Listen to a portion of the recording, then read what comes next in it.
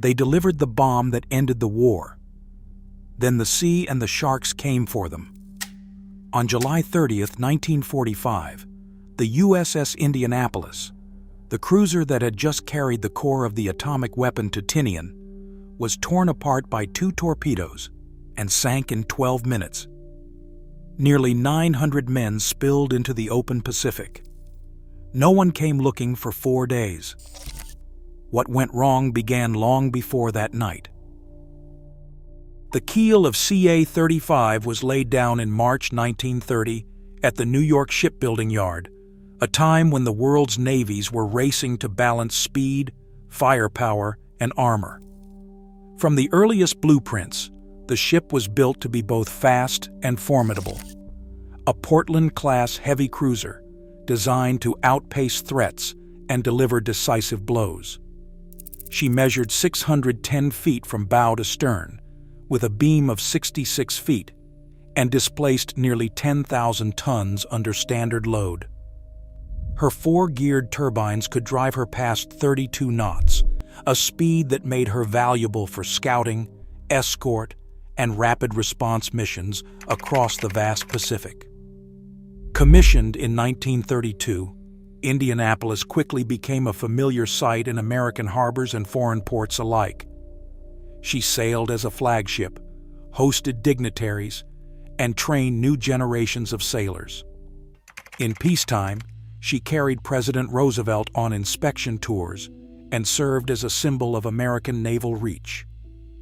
But the quiet years vanished as war swept across the Pacific. Indianapolis earned her reputation in the crucible of battle, supporting landings at Tarawa, bombarding enemy positions in the Marianas, and screening aircraft carriers during the push toward Japan. 10 battle stars marked her record. By 1945, she was a proven ship, trusted for missions where reliability and speed meant everything. The Navy turned to her again when it mattered most.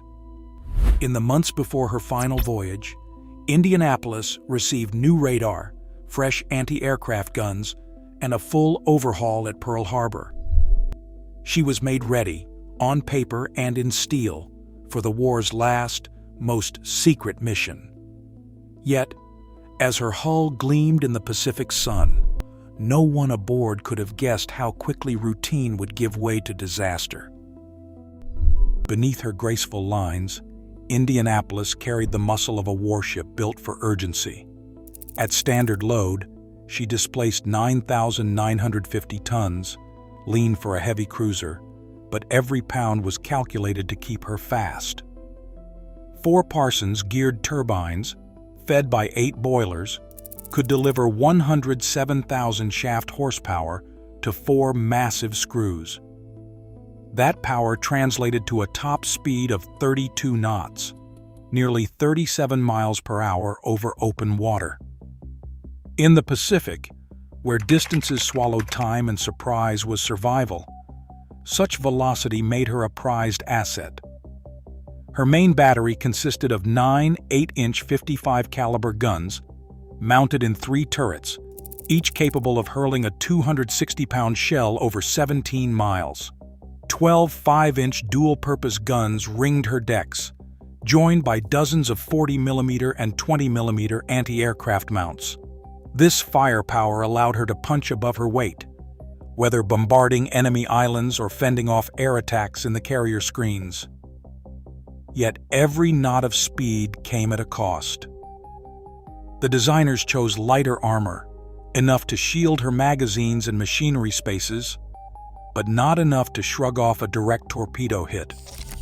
She measured 610 feet from bow to stern, with a beam of 66 feet and a draft of 24 feet. Her hull shaped to slice the waves and outrun most threats.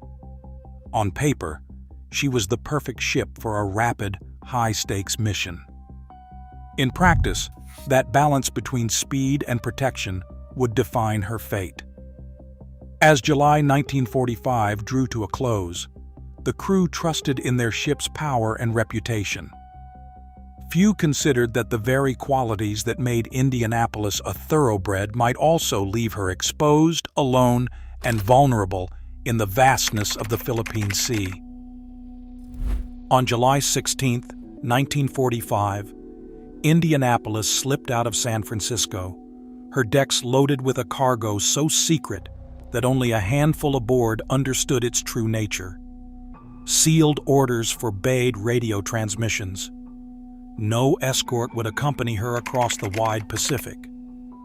The manifest listed temperature-controlled crates, but inside lay the U.S. supply of uranium-235 and the firing unit for a weapon meant to end the war: a single atomic bomb. The crew, nearly 1,200 strong, could only guess at the importance of their mission as the ship surged westward, alone, at flank speed. For 10 days, Indianapolis raced the clock. She cut through the ocean at a pace that set a new record for heavy cruisers, over 5,000 miles in less than 2 weeks.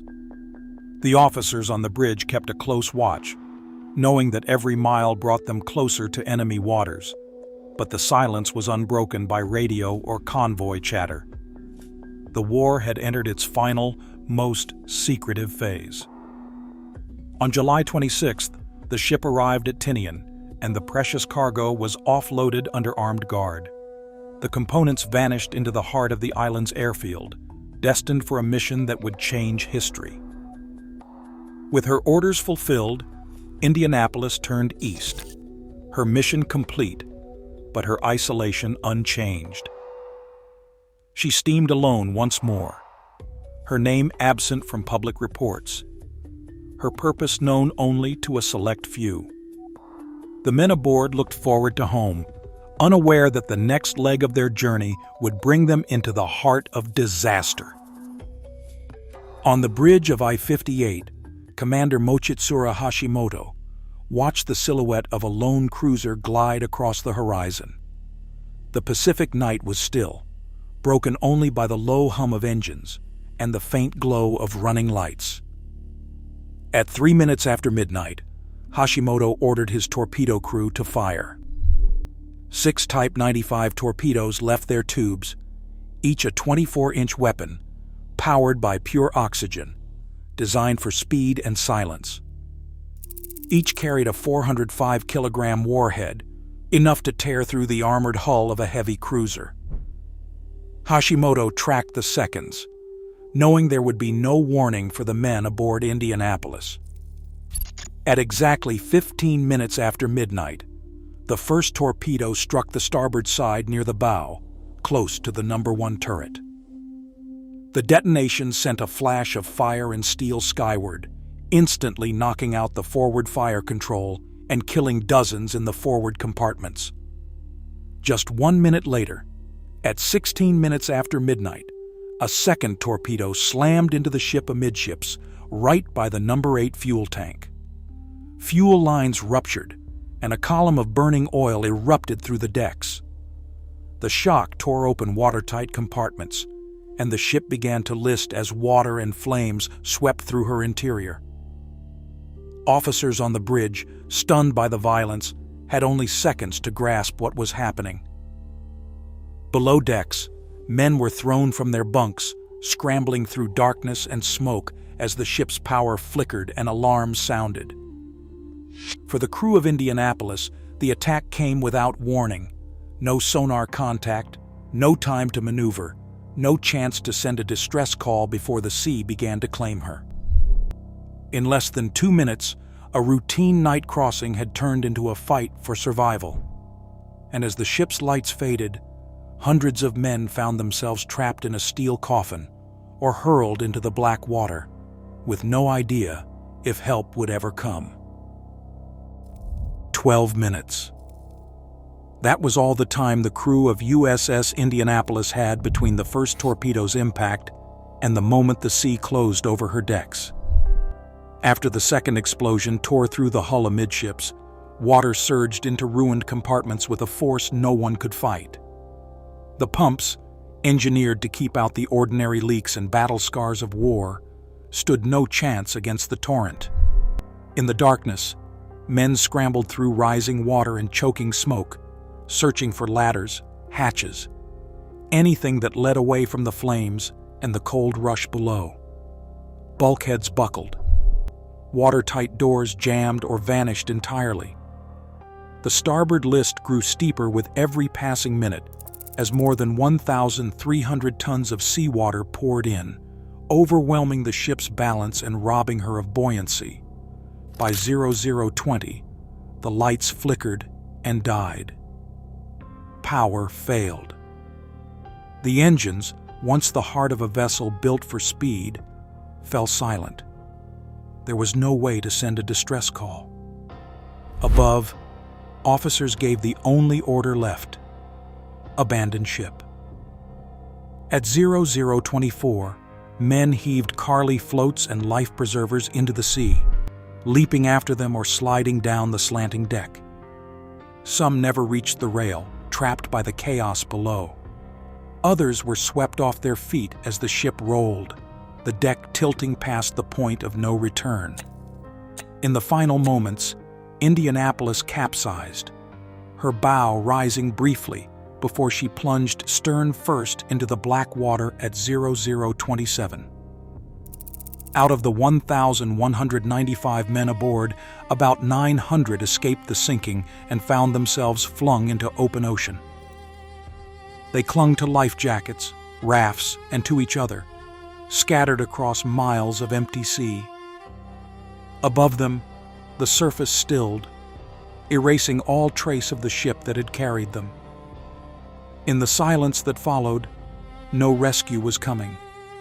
Only darkness, salt, and the slow dawning terror of what survival would now demand.